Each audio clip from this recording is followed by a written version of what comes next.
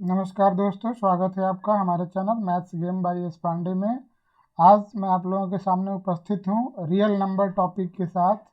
Real number topic में कुछ topic delete किए गए थे जिसके बारे में मैंने अपने स्ट्रेटजी वाले वीडियो में बताया था, तो उसमें आप जा कर के देख लीजिए कि क्या क्या टॉपिक आपको पढ़ना है। और उस डिलीशन के बाद भी इसमें आपको अभी 6 मार्क्स के क्वेश्चन पूछे जाने हैं। तो ये टॉपिक इतना छोटा है कि उसमें बहुत ही लिमिटेड क्वेश्चन है, और जो भी क्वेश्चन है वो आपको मोस्ट इम्पॉर्टेंट यानी कि वो एग्ज़ाम में आएगा ही। वो 6 मार्क्स के क्वेश्चन में से एक 3 मार्क्स का क्वेश्चन आपको रहेगा और 1 मार्क्स के क्वेश्चन आपको 3 रहेंगे। तो इस तरह से 6 मार्क्स के क्वेश्चन इस चैप्टर से आने वाले हैं। तो आज के वीडियो में हम लोग देखेंगे कि वो कौन कौन से क्वेश्चन हैं, और ये गारंटेड क्वेश्चन है कि यही क्वेश्चन आपको एग्जाम में आएगा ही, क्योंकि इसके अलावा इस चैप्टर में क्वेश्चन है ही नहीं। तो आप इस वीडियो को ध्यान से देखिए और उस क्वेश्चन को प्रैक्टिस करके अच्छे से याद कर लीजिए, ताकि एग्ज़ाम में आप अच्छे से उस क्वेश्चन को कर पाएँ। तो उसमें पहला क्वेश्चन आपका है जो कि 99% गारंटेड है कि ये क्वेश्चन आपको एग्ज़ाम में आने वाला ही है। बस अंतर क्या हो सकता है कि ये जो √3 है उसके बदले में आपको हो सकता है √5 हो जाए, √7 हो जाए, √9 हो जाए। तो जहाँ जहाँ आपको इस क्वेश्चन में 3 लिखा रहेगा उसको आप रिप्लेस कर दीजिएगा 5 से, 7 से, 9 से, आपका अगला क्वेश्चन ऑटोमेटिक तैयार हो जाएगा। तो देखते हैं इस क्वेश्चन को हम लोगों को कैसे सिद्ध करना है। क्वेश्चन है √3 इज इरेशनल, यानी हमको प्रूफ करना है कि √3 इरेशनल है। उसको कैसे प्रूफ करते हैं हम लोग? उसको प्रूफ करने के लिए हम लोग कंट्राडिक्शन मेथड का यूज़ करते हैं। ये कंट्राडिक्शन मेथड क्या है? कंट्राडिक्शन मेथड में हम लोग जिसको प्रूफ करना रहता है उसके अपोजिट में एज्यूम करते हैं। इस क्वेश्चन में हमें प्रूफ करना है कि वो इरेशनल है, तो इसका उल्टा हम लोग प्रूफ मान लेंगे कि वो रेशनल है, और लास्ट में उसको कंट्राडिक्ट करेंगे कि हमारा जो मानना था, जो एजम्पशन था, सपोजिशन था, वो गलत है, यानी ये रेशनल नहीं हो सकता है। इसका मतलब है कि वो इरेशनल होगा। तो चलिए देखते हैं इसमें हम लोग को क्या करना है। सबसे पहले if possible let us suppose कि √3 इज रेशनल, और अगर कोई नंबर रेशनल है तो देयरफॉर लेट, आपको पता है कि कोई भी नंबर अगर रेशनल होता है तो वो a/b या p/q के रूप में होता है, where a and b are integer, ये हम लोग पहले से जानते हैं। यहाँ हम लोगों को जो मानना है वो मानना है कि a एंड b आर को प्राइम। को प्राइम का मतलब कि जिसमें कोई भी कॉमन फैक्टर नहीं है, यानी कि जिसका HCF 1 हो, दोज आर कॉल्ड को प्राइम नंबर। तो a एंड b आर को प्राइम, और साथ ही साथ डिनोमिनेटर हमारा 0 नहीं होना चाहिए, तो वो कंडीशन यहाँ भी है कि b नॉट इक्वल टू 0। अब ये जो हमारा है को प्राइम, इसको ध्यान देना है।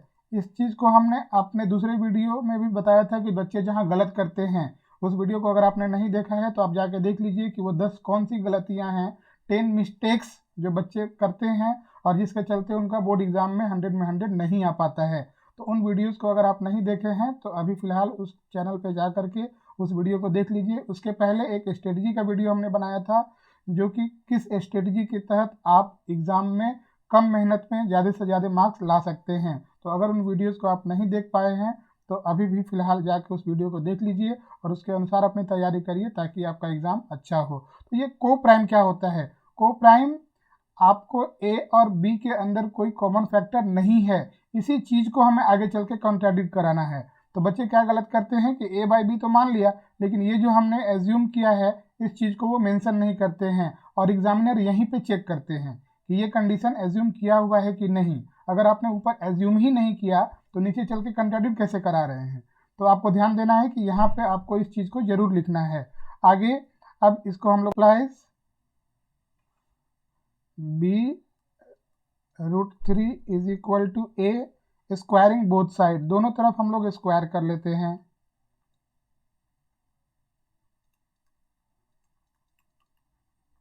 तो वी गेट b√3 का स्क्वायर तो 3b स्क्वायर एंड a का square a square. This implies b square is equal to a square by 3। अब इसका क्या मतलब है? a स्क्वायर बाई 3 का वैल्यू है b स्क्वायर, दिस मीन्स कि a स्क्वायर में 3 से डिवाइड हो जाएगा। Therefore A square is divisible by 3। A square में 3 से डिवाइड हो जाएगा। फंडामेंटल थ्योरम ऑफ अर्थमेटिक से एक थ्योरम है कि if a square is divisible by 3 then a is also divisible by 3। तो उसी थ्योरम से यहाँ पे हम लिख सकते हैं ए इज ऑल्सो डिविजिबल बाय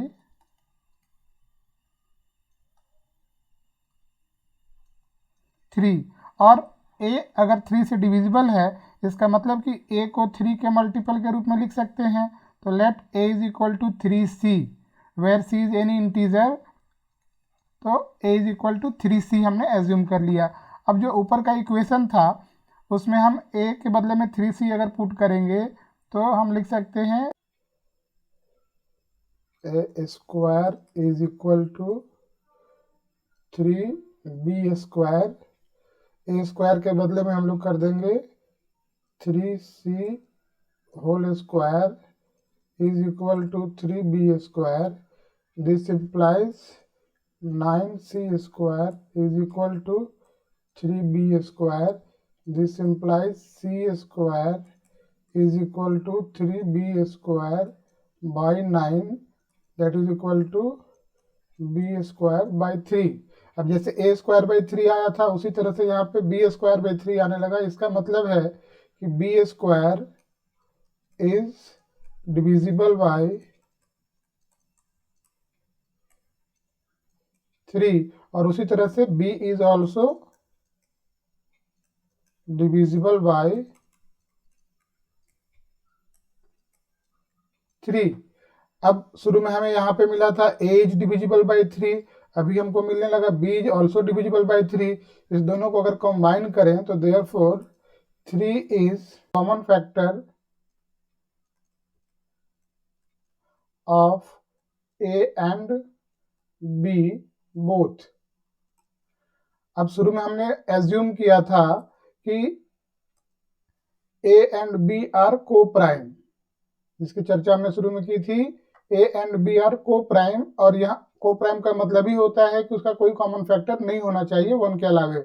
लेकिन यहाँ हमें मिलने लगा कि 3 जो है वो कॉमन फैक्टर है दोनों का, a और b का। इसका मतलब कि हमारा जो सपोजिशन था, ये जो सपोज किया था हमने, वो गलत निकला। And therefore our supposition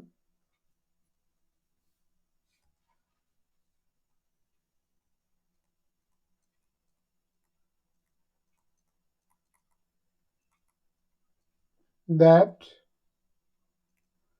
a and b are co-prime is wrong।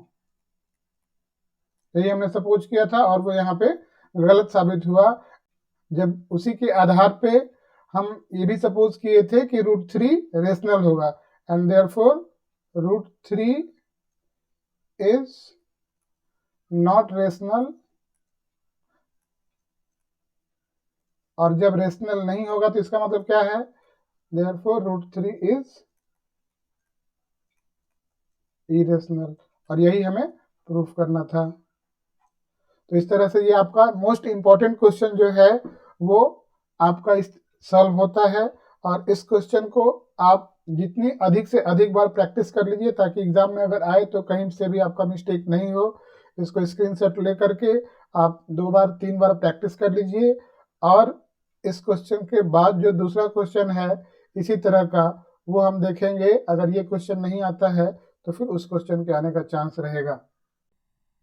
कि आपको इसमें √3 √5 के कॉम्बिनेशन के रूप में नंबर मिलेगा और उसको क्वेश्चन में रहेगा कि इसको प्रूफ करिए। तो अगर वो क्वेश्चन नहीं आता है, हालांकि ज़्यादा इंपॉर्टेंट वही क्वेश्चन है, लेकिन अगर वो क्वेश्चन नहीं आता है तो ये दूसरा क्वेश्चन आपके लिए इंपॉर्टेंट हो जाता है।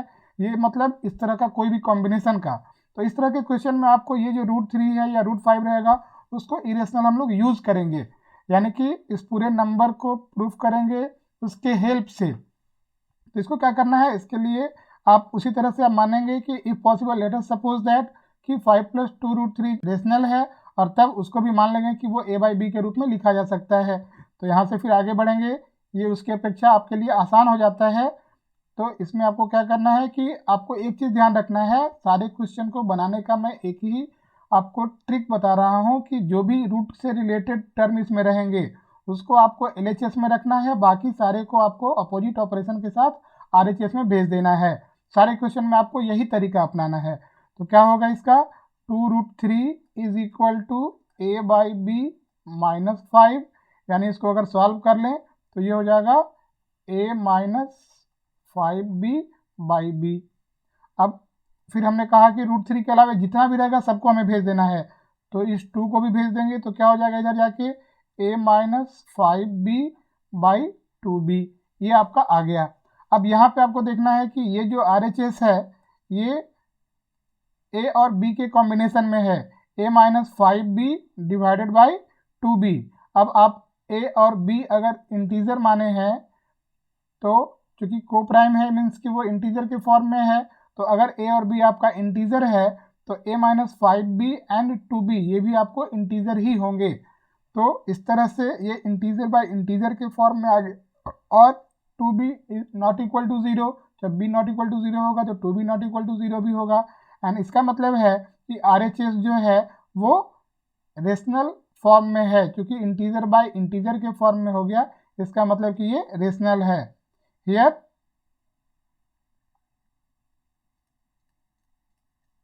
a-5b and 2b are integer and therefore a-5b/2b is rational. और अगर आपका RHS रेशनल है इसका मतलब कि LHS भी रेशनल होगा, यानी कि √3 इज रेशनल। और इस क्वेश्चन में हमने शुरू में ही कहा कि आप यूज करेंगे कि √3 इरेशनल होता है, ये हम जानते हैं, बट वी नो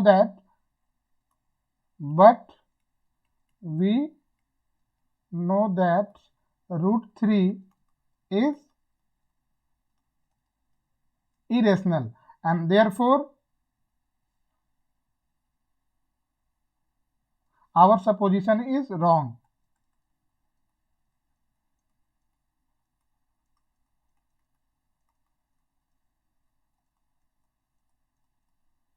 जो हमने माना था वो गलत है, और जब गलत है तो क्या होगा, एंड देयरफॉर 5 + 2√3 इज इरेशनल। तो आप देख सकते हैं इतना छोटा सा क्वेश्चन है जिसको आप आराम से प्रैक्टिस करके बना सकते हैं। तो इस क्वेश्चन को आप प्रैक्टिस कर लेंगे और इस क्वेश्चन के आधार पे आप इस तरह का कोई भी क्वेश्चन आएगा तो आप बना सकते हैं। जैसा हमने बताया आपको क्या करना है, जो भी ये √3, √5, √7 का टर्म रहेगा केवल इसको LHS में छोड़ना है, बाकी सारे को RHS में भेज देना है, और हर क्वेश्चन में आपको इसी तरह से RHS रेशनल हो जाएगा। और अगर RHS रेशनल है इसका मतलब कि LHS भी रेशनल होगा, और वहाँ पे लास्ट में आपको यही करना है कि our supposition is wrong and therefore this is irrational. तो ये आपका दूसरा क्वेश्चन था। तीसरा जो क्वेश्चन है वो इस टॉपिक पे आधारित है, प्रोडक्ट ऑफ टू नंबर। आपके रियल नंबर टॉपिक में जो बचा है सिलेबस उसमें एक टॉपिक इंपॉर्टेंट है, product of two number is equal to product of their LCM and HCF, यानी A और B अगर दो नंबर हैं तो दोनों नंबर का प्रोडक्ट क्या होगा, A इंटू B, और उनका LCM क्या होगा, LCM of AB and HCF of AB। तो LCM इंटू HCF इन दोनों के प्रोडक्ट के बराबर होगा। इस क्वेश्चन से आपको ऑब्जेक्टिव बहुत सारे मिल सकते हैं, या 3 नंबर में तो इसका चांस कम है, क्योंकि हमने बार बार बताया कि वो जो पहला और दूसरा क्वेश्चन था वो आपको 3 मार्क्स में आने वाले हैं।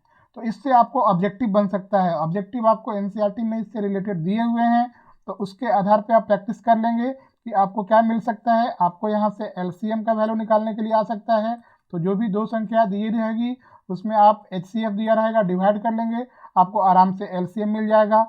अगर आपको HCF निकालना है तो A और B जो नंबर दिया रहेगा उस परिस्थिति में आपको LCM भी दिया रहेगा, उससे डिवाइड कर देंगे, HCF निकल जाएगा। अगर LCM HCF ही दोनों दिया हुआ है तो फिर आपको उसमें से A और B में से कोई निकालने के लिए आ सकता है, तो उस परिस्थिति में LCM और HCF दिया रहेगा, उसको मल्टीप्लाई करके और जो दूसरी संख्या दी हुई है उसे डिवाइड कर दीजिए, तो A का वैल्यू मिल जाएगा।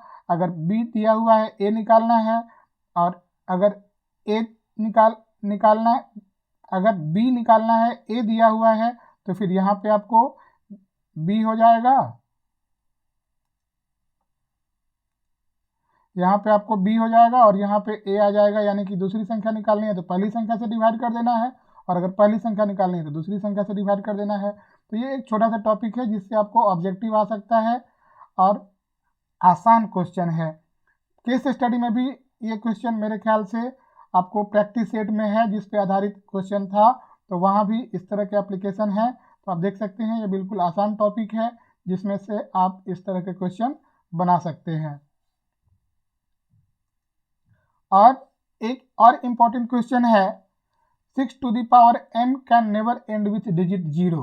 ये फंडामेंटल थ्योरम ऑफ अर्थमेटिक का एप्लीकेशन है, आपको एनसीईआरटी में क्वेश्चन है। ये 6 टू द पावर n जो है इसके बदले में 5 to the power n, 2 to the power n कुछ भी हो सकता है, सबका कॉन्सेप्ट एक ही है। इस क्वेश्चन को हम लोग कैसे बनाते हैं वो हम आपको यहाँ पे दिखा देते हैं। इसके आधार पे कोई भी अगर क्वेश्चन आता है तो आप आसानी से बना सकते हैं। आपको क्या करना है कि कोई भी नंबर जीरो पे अगर एंड करेगा, कोई भी number and with digit zero कब होगा, जब वो 10 का मल्टीपल होगा। और 10 का मल्टीपल होने का मतलब है कि उसके फैक्टराइजेशन में 2 और 5 आएगा। मान लेते हैं कि कोई नंबर 10 का मल्टीपल 10x है, इसको फैक्टराइज करेंगे तो क्या होगा x इंटू 10 यानी x इंटू 2 इंटू 5। एक्स का चाहे जो भी वैल्यू रहे उसको फैक्टराइज करेंगे तो 2 और 5 निश्चित रूप से रहेगा ही। तो इसी कॉन्सेप्ट को इस क्वेश्चन को प्रूफ करने में अप्लाई करना है कि इसका आंसर हम लोग यहाँ से ऐसे लिखेंगे, for a number end with digit 0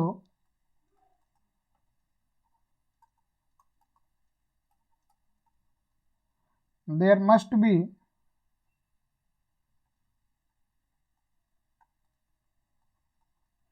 a prime factor, prime number 2 and 5 both in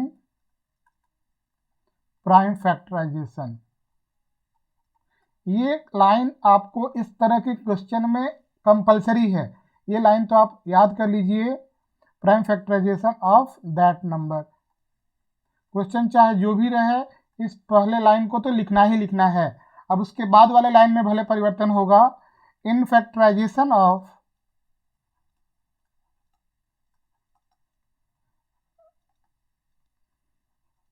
six to the power N, 6 के पावर n को अगर आप फैक्टराइज करते हैं तो आपको क्या मिलेगा। 6 टू दी पावर n का मतलब क्या है, 6 टू दी पावर n मतलब 6 into 6 into 6, 6 to the power n means 6 into 6 into 6 into 6 dot dot dot. तो 6 इंटू 6 कितना भी बार आप मल्टीप्लाई करिएगा तो इसका फैक्टराइजेशन क्या होगा, 2 into 3, 2 into 3 dot dot dot. यानी आप n का वैल्यू चाहे जो भी ले लीजिए, इसको फैक्टराइज करिएगा तो बार बार 2 आएगा, 3 आएगा, 2 आएगा, 3 आएगा, इसके अलावा तो कुछ नहीं आएगा। चूंकि 6 इंटू 6 इंटू 6, इसको जितनी बार भी आप फैक्टराइज करेंगे 2 और 3 ही आएगा, इसके अलावा और कोई प्राइम इसके फैक्टराइजेशन में नहीं आ सकता है। तो वही चीज़ आपको यहाँ पे लिखना है, in factorization of 6 to the power n we have only 2 prime factors,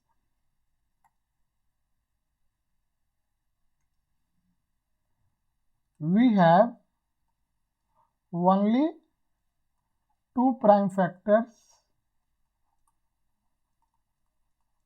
कौन कौन, 2 and 3, जैसा भी हमने आपको दिखाया।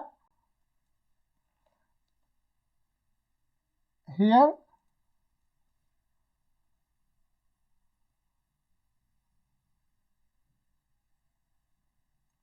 two